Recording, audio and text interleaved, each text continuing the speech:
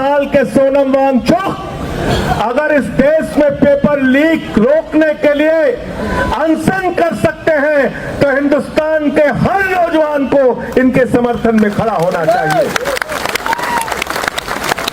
खड़ा होना चाहिए इनके समर्थन में। इसलिए कि पीर पर्वत बन चुकी है, अब पिघलनी चाहिए। फिर हिमालय से कोई गंगा निकलनी चाहिए। सिर्फ हंगामा खड़ा करना मेरा मकसद नहीं, मेरी कोशिश है कि ये सूरत बदलनी चाहिए। और मेरे सीने में नहीं, मेरे सीने में नहीं तो तेरे सीने में सही हो कहीं भी आग, लेकिन आग जलनी चाहिए। बिल्कुल ठीक कहा हमारे दोस्त जॉन ब्रिटास जी ने।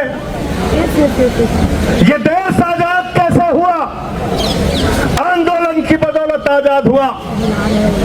इस देश से 190 साल का अंग्रेजों का शासन कैसे गया?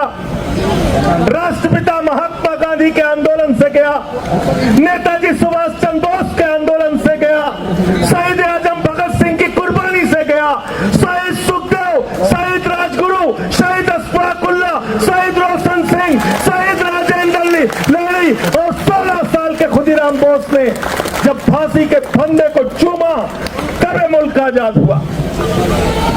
ये मुल्क उन लोगों की बदौलत याद नहीं, याद रखना, उन लोगों की बदौलत, उन लोगों की बदौलत ये मुल्क आजाद नहीं हुआ जो उस जमाने में अंग्रेजों की दलाली कर रहे थे। नाम ले लूंगा तो मुश्किल हो जाएगी,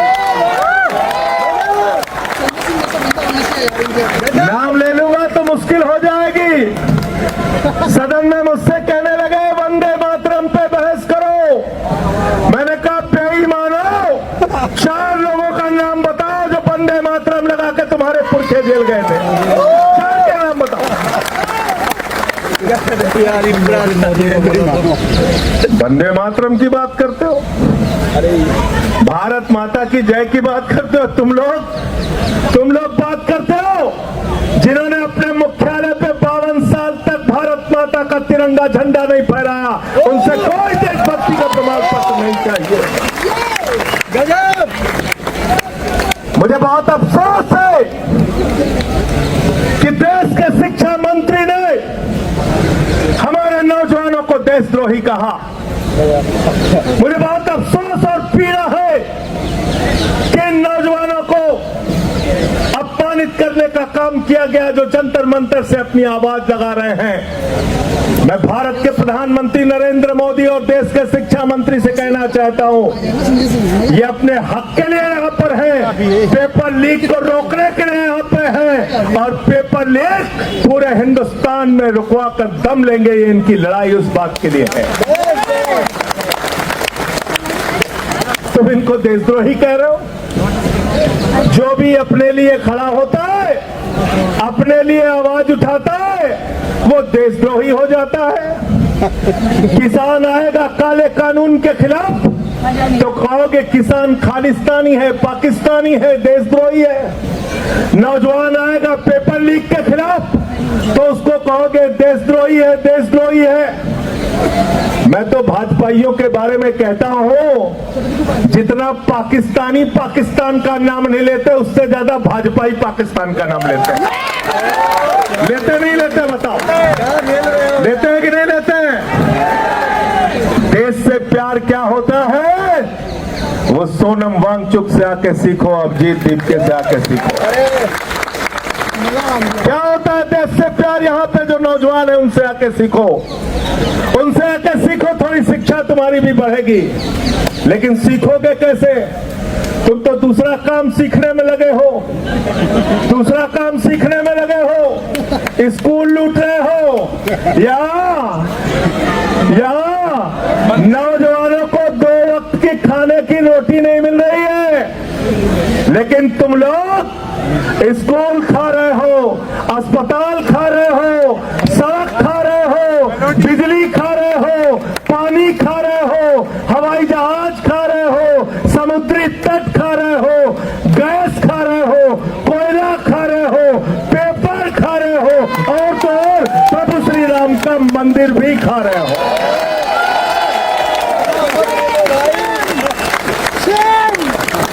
मैं बड़ा हैरान था कि सब कुछ तो खा गए, अब क्या खाएंगे?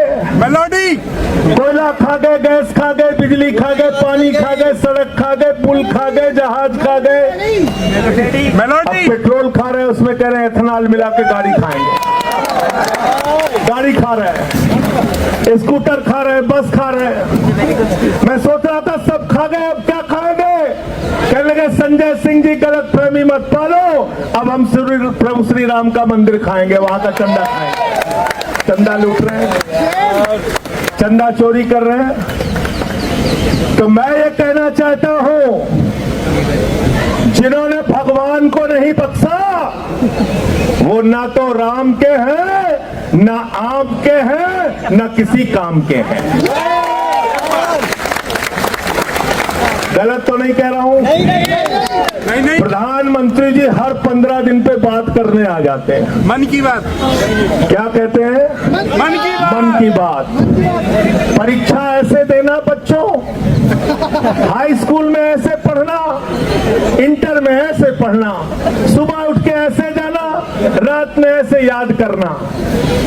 कई लोग रोने लगते हैं, कहते कितने बढ़िया प्रधानमंत्री, बताओ बच्चों को परीक्षा पे चर्चा कर रहे हैं, परीक्षा पे चर्चा कर रहे हैं। 93 पेपर लीक हो गए हिंदुस्तान में।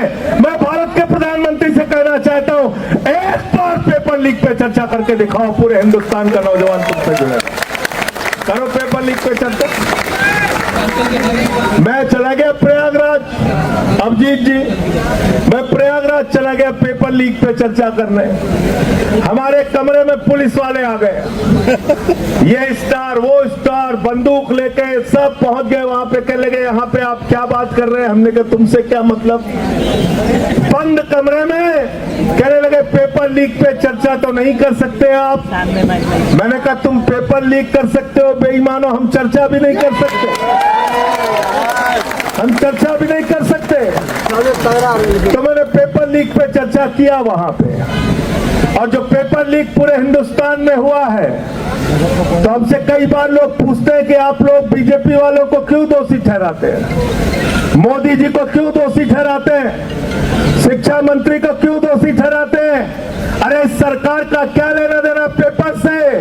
तो मैं उनसे कहता हूं, जितने पेपर लीक करने वाले हैं ये सारे के सारे चंदा चोर पार्टी से जुड़े हुए लोग हैं, भारतीय जनता पार्टी से जुड़े हुए लोग हैं। गलत तो नहीं कह रहा हूं? नहीं, गलत तो नहीं कह रहा हूं। कहते कैसे पता किया? हमने कहा बेईमानों, नीट का पेपर लीक जब हुआ था पहली बार, तुमने जिन लोगों को गिरफ्तार किया था वो सब के सब बरी हो गए। कैसे बरी हो गए? पता चला सीबीआई ने समय पे चार्जशीट नहीं दाखिल की थी। गलत तो नहीं बोल रहा हूँ? नहीं, गलत तो नहीं बोल रहा हूँ।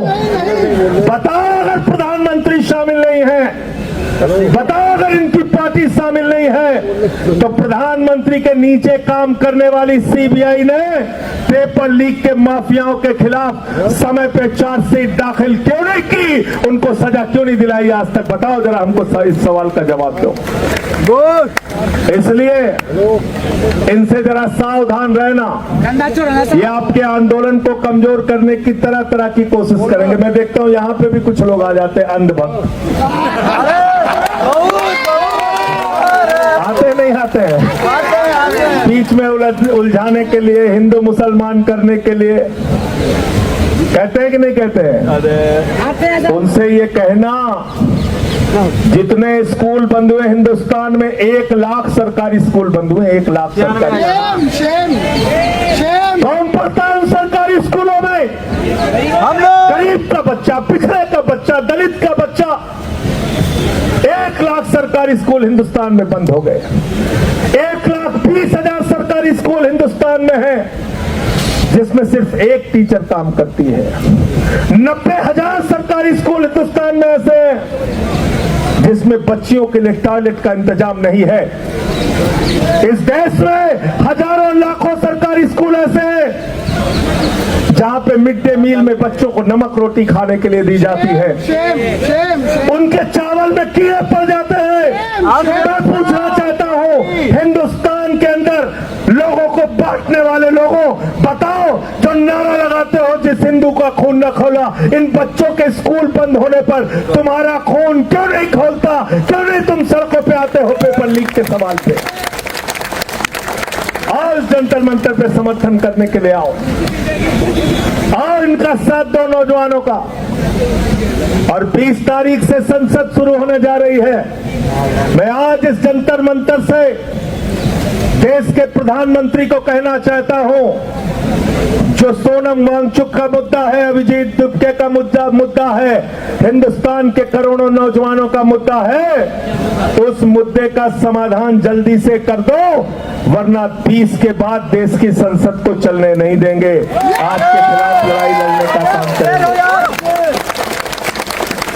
और विकास जानते हैं हम तो ऐसे ही बदनाम है। ये लोग 3 काला कानून लेके आए थे, मैंने माइक तोड़ दिया। जिस माइक से वो काला कानून पास करने जा रहे थे मैंने माइक तोड़ दिया, मुझे उठा के सस्पेंड कर दिया। भाजपा नाराज हो गए, कहने लगे देखिए संजय सिंह ने माइक तोड़ दिया, माइक तोड़ दिया, माइक तोड़ दिया। मैंने कहा बेईमानो, तुमने किसानों की हड्डियां तोड़ी है, मैंने तो सिर्फ माइक तोड़ा, ये काला कानून वापस ले लो। नहीं माने हमारी बात। 1 साल तक आंदोलन चला और 1 साल के बाद भारत के प्रधानमंत्री सामने आए, कहने लगे हमारी तपस्या में कमी रह गई है। एक तो इतना रोंधा प्रधानमंत्री आज तक दुनिया के किसी देश में नहीं हुआ। हर बात पे बेचारा रोने लगता है। कोरोना में लोग मर जाएंगे, उसके बाद रोने लगेगा आके। हर बात पे रोने लगता है प्रधानमंत्री हमारा। ऐसा प्रधानमंत्री है, चुनाव में गए उत्तर प्रदेश में, कहने लगे उत्तर प्रदेश के लोगों भारतीय जनता पार्टी को वोट दे दो। लोगों ने पूछा साहब क्यों वोट दे दें? बोले तुम्हें कोई चिंता करने की जरूरत नहीं। बोले साहब क्या क्या करोगे? तो देश का प्रधानमंत्री क्या कहता है जरा ध्यान से सुनना। भारत का प्रधानमंत्री उत्तर प्रदेश में स्कूल बनाने के लिए नहीं कहता, अस्पताल बनाने के लिए नहीं कहता, सड़क बनाने के लिए नहीं कहता, रोजगार देने के लिए नहीं कहता, फैक्ट्री लगाने के लिए नहीं कहता, पेपर लीक रोकने के लिए नहीं कहता। देश का प्रधानमंत्री कहता है भाइयों और बहनों जरा हमको बताओ, अगर गांव गांव में कब्रिस्तान है तो शमशान होना चाहिए कि नहीं होना चाहिए? बोला था कि नहीं बोला था? बोला था कि नहीं बोला था? गलत तो नहीं कह रहा हूं? नहीं, रिकॉर्ड में है। जिस देश का प्रधानमंत्री बच्चों के स्कूल की चिंता नहीं करता, अस्पताल की चिंता नहीं करता, रोजगार की चिंता नहीं करता, तुम्हारे भविष्य की चिंता नहीं करता, जिस देश के प्रधानमंत्री का मकसद गांव गांव में शमशान बनाने का है, वो तुम्हारा भला कभी नहीं कर सकता, याद रखना। वो शमशान में लेटाने का काम कर सकता है। अब उसके चेले हैं, कहते हैं विश्व गुरु है, 56 इंच का इनका सीना है। मैंने कहा भाई 56 इंच का इंसान का सीना नहीं होता, जानवरों का हो सकता है। ये पहले कहना बंद करो, ऐसे प्रधानमंत्री का अपमान मत करो, ये गलत बात है। अब हमें गधे घोड़े का नापना पड़ेगा कितने इंच का सीना होता है। कहने लगे 56 इंच का, 56 इंच का। अब रोज ट्रंप डांटता रहता है, रोज डांटता रहता है, कहता रूस से तेल मत खरीदना। बोले जी हुजूर, बोले हम देखेंगे तुम्हारे ऊपर। बोले जी हुजूर, बोले अगर पकड़े गए रूस से तेल खरीदते हुए तो टैरिफ बढ़ा देंगे। कहने लगे जी हुजूर हम नहीं खरीदेंगे, नहीं खरीदेंगे। आज देश में महंगाई किसकी वजह से? स्टेट ऑफ हॉर्मोज से, जहां से 50% तुम्हारा कच्चा तेल और 60% गैस आती थी, वो स्टेट ऑफ हॉर्मोज क्यों बंद हुआ? देश के प्रधानमंत्री की गलत नीतियों के कारण। इनको कहीं भी मेडल के लिए बुला लो, चले जाएंगे। मैं तो कह रहा हूं अभिजीत दीपके को सीजेपी के तरफ से 1 मेडल प्रधानमंत्री के लिए घोषित कर दो, देखो जंतर मंतर पे भी आ जाएंगे।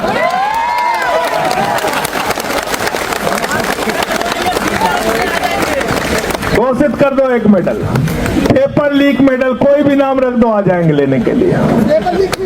अभी कहीं गए थे, कौन से देश में गए थे? सेशल्स में गए थे। 1,15,000 की आबादी है वहां पे। उसी दिन उन्होंने मेडल बनाया, उसी दिन पहना दिया, प्रधानमंत्री चले आए वहां। इजराइल चले गए 3 दिन पहले युद्ध के। तो भारत के प्रधानमंत्री उनको पूरी दुनिया में घूम घूम के चिंता है। देश में हिंदू मुसलमान करके लोगों को बांटने की चिंता है। देश के अंदर नफरत फैला के अपने वोट की राजनीति करने की चिंता है। लेकिन पेपर लीक कैसे खत्म हो, इस बात की चिंता अगर प्रधानमंत्री को नहीं है तो मैं पूरे देश के नौजवानों को आह्वान करना चाहता हूं फिर से एक बार कि एक तरफ 59 साल के हमारे सोनम वांगचुक हैं और दूसरी तरफ हमारा ये भाई, ये नौजवान साथी अब जीत के हैं। इनके कंधे से कंधा मिलाने के लिए आओ। हमारा ये रंगा भाई है, इनके साथ दो। हमारे एक एक जितने भी साथी हैं इस जंतर मंतर के आंदोलन में, मैं सर झुका के आप सबको नमन करता हूं, आपके हौसले को नमन करता हूं और यकीन दिलाना चाहता हूं कि सिर्फ बातों में यकीन मत रखना।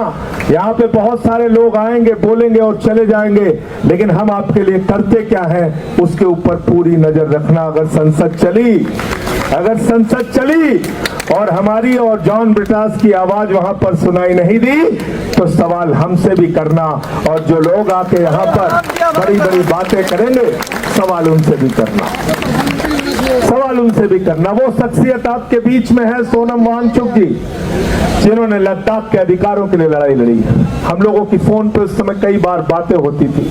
16 दिन का अनशन इन्होंने किया, 21 दिन का अनशन इन्होंने किया, कई 100 किलोमीटर की पद यात्रा इन्होंने की। आप लोगों ने कई देश के कई हिस्सों में जाके आंदोलन किया, नौजवानों की आवाज उठाई। इस आवाज को कमजोर मत होने देना। आपके सिर्फ जंतर मंतर पर बैठने से पूरी सत्ता कहीं न कहीं हड़बड़ाई, बौखलाई और डरी हुई है। और डरपोक लोग ये सिर्फ पुलिस के भरोसे अपनी छाती चौड़ी करके घूमते हैं। मैं पुलिस के जवानों से भी कहना चाहता हूँ, हमारे बीच में हरेंद्र यादव हैं, यहाँ पे हरेंद्र यादव जी हैं और हमारे साथी हैं, ये सेना में इन्होंने कई वर्षों तक भारत की सेवा की है। मैं आप लोगों से भी कहना चाहता हूँ, पुलिस के जवानों से, मैं पुलिस के अधिकारियों से भी कहना चाहता हूँ, तुम्हारे बच्चे भी पेपर लीक से परेशान हैं, तुम्हारे बच्चों का भी पेपर लीक होता है। अगर सरकार डंडा मारने को कहे तो डंडा साथ पे चला के तोड़ देना, बच्चों के ऊपर मत चलाना। ऐसा किया था, एक जमाने में किया था, जब इस देश में आपातकाल लगा था तो उसके खिलाफ जब नौजवानों ने आंदोलन किया था तो पुलिस के लिए नारा लगता था, ये अंदर की बात है, पुलिस हमारे। तो इसलिए आप लोगों को फिर से एक बार आपके आंदोलन को हृदय की गहराइयों से बधाई देते हुए, आपके आंदोलन को नमन करते हुए, इस भरोसे के साथ कि इस सरकार को आपके आगे झुकना पड़ेगा, आपकी बात, आपकी मांगों को मानना पड़ेगा, मैं अपनी बात को यहीं पे समाप्त करता हूं और चंदा चोरों के लिए एक लाइन कह के अपनी बात को खत्म करूंगा कि ये अमन बिक रहा है, चमन बिक रहा है, अमन बिक रहा है, चमन बिक रहा है, गरीबों के तन का कफन बिक रहा है, बाजारों में राधा का तन बिक रहा है। यारो बुरा न मानो तो कह दो, इन बेईमानों के हाथों वतन बिक रहा है, इन बेईमानों के हाथों वतन बिक रहा है।